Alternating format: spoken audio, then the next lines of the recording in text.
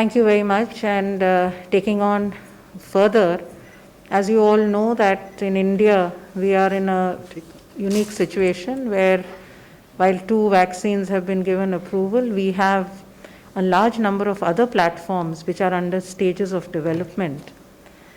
And as has been said, the immunogenicity and the safety, which is studied in the phase 1 and the phase 2, is an important aspect of the vaccine development as it moves forward.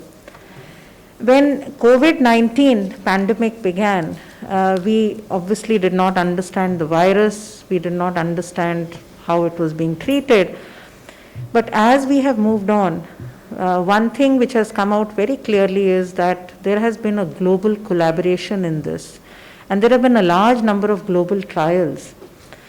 The data which has come to us, the science which has been generated out of this global collaboration and global data has, over these last few months, given us, and even the interim results data which has come, has given us an understanding that the T cell response and the B cell response, which we do through the immunoassay studies, is very important and critical for us to be able to understand what is going to be the immunogenicity of this particular vaccine as it moves on. These 2 vaccines which they have been spoken about right now, we have had the robust immunoassay which have been studied through within the laboratories.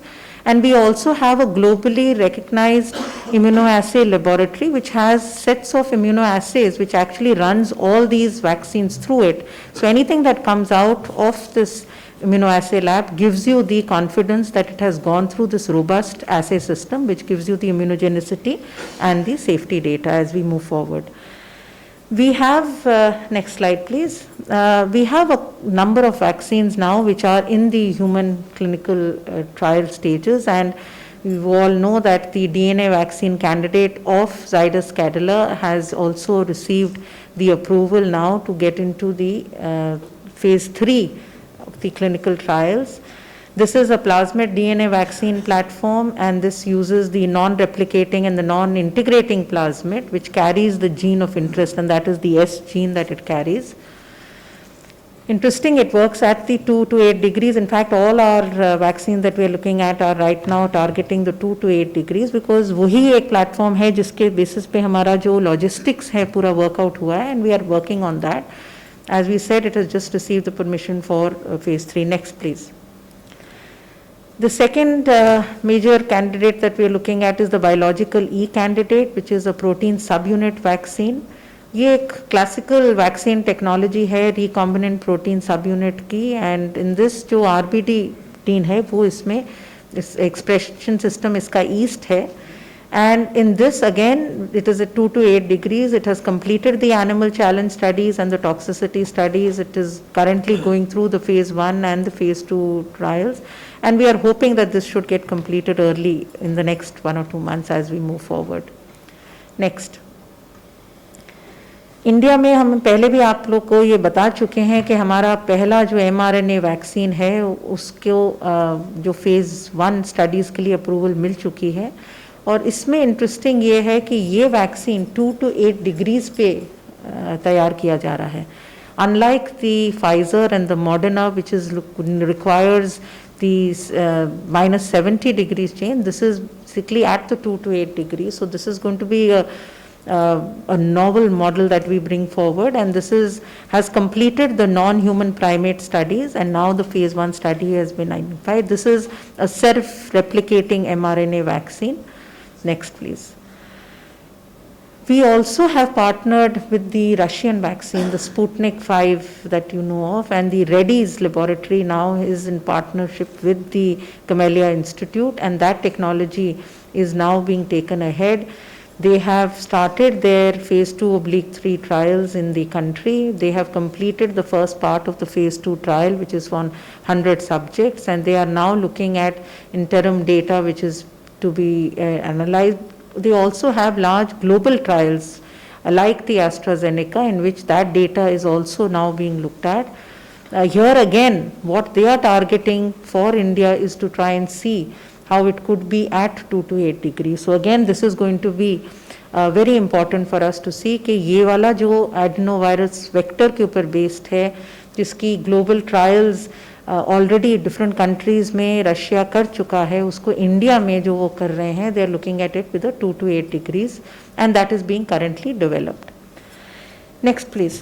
I would like to now briefly come directly to जो अभी आजकल हम ये UK variant की बात कर रहे हैं, और इसमें जो म्यूटेशंस की बात है, एक major important aspect is this that any of the vaccines that we are developing, they're all aiming to generate neutralizing antibodies, and these neutralizing antibodies are targeting the receptor binding domain which is on the virus spike. So the spike protein, which actually then is the one which is the attaching point, which then causes the infection. Now what has been seen is, as we have looked, and these are all the platforms, so any of the platforms you see, that is basically the mechanism of action in which the neutralizing antibody gets done, and it targets the RBD domain on the virus spike. Next please. Recently, as we all know, the UK SARS-CoV-2 variant which was identified, and the data which has come in is there is infectivity, but there's no scientific data yet to show us that. It has 17 mutations. In fact, if you look at the last point, this is just in the paper that came out, the report that came out just yesterday. They have renamed it, and now they say that there are about 23 mutations to it with additional 6 synonym mutations. But if you look at it, there are 8 mutations in the RBD spike protein. And here, what we are trying to see is that how would the vaccines impact it? We are seeing vaccines produce antibodies against many regions. So it's unlikely that small changes would impact the effectiveness of the vaccine as it moves forward. But what are we doing to try and see how we handle a situation if it comes into that? The next slide, please. This, of course, I'm just giving you a computer modeling study which has been done to say that the spike proteins in the new UK variant, where is it really, where are the mutations? And these are indicated in red to my left. If you see, those are the mutant points which they're indicating.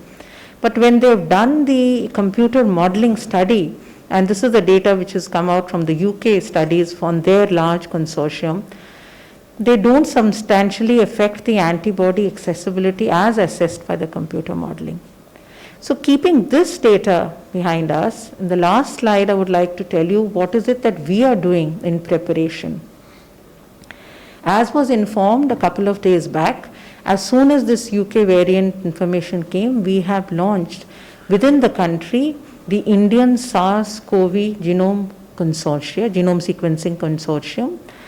The Ministry of Health, the Department of Biotechnology, the ICMR, and the Council of Scientific and Industrial Research have come together. 10 laboratories have been identified where this genome sequencing work is being done. And the effort is that, of course, the travelers over the last 1 month who have come back, and all that data has already been shared with you, what is going to be the strategy, how it's being mapped. We are also now trying to see that once we get this data, and this has already begun. In fact, as today we speak, the number is 71. That is the number which has been reported today for the UK variants, which have been identified across all these different laboratories. But I think it is also important for us to see that once we are getting this, it's not just this particular variant which is coming from the UK travelers. It is important for us as we move forward to do a continuous genome sequencing of the samples of our positive samples, and that is what has been already positioned within this consortium. We are targeting looking at the 5% of the positive samples as we move forward. It will also, this consortium will also focus if there are certain sudden events that are known, if there are clusters where you see high levels of infection, those samples will also be taken up for sequencing. We are also making an effort now to study what is going to be the impact of this, of these vaccines and the diagnostics as well on this UK variant. So the virus, already the laboratory 2 viral repository centers are notified, the NIV Pune and the Regional Center for Biotechnology at Faridabad. Virus is being isolated and cultured. Assays are being developed so that these vaccines can then be run through these assays to know how are they behaving. It is also proposed that we would incorporate these mutations into the VLP, the virus-like particle models, and compare these changes in the immunogenicity, if there are any, in the animal model. Plus, it is also now planned in the science and the research group to synthesize that spike gene with mutations, investigate these changes through these cryo-EM structures so that we understand the whole structure of this mutation and see what impact it will have moving ahead. So this is really our preparedness to see how we would want to bring in these new technologies to help us to be prepared proactively if there is any other variant that is either noticed within our sampling strategy, or if we get to know about any variant coming up from any other country. We've heard about the UK, there is also news about South Africa now. So it will help us to prepare for this. So this is what we would like to present to you in terms of the science that is happening around.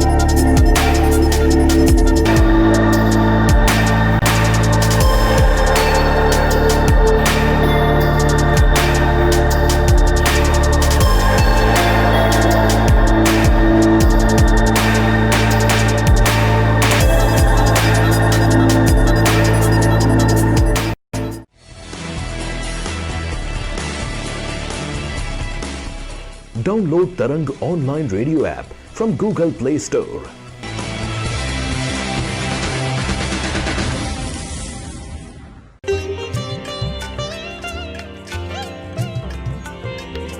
You are listening to Tarang Devotional Online Radio.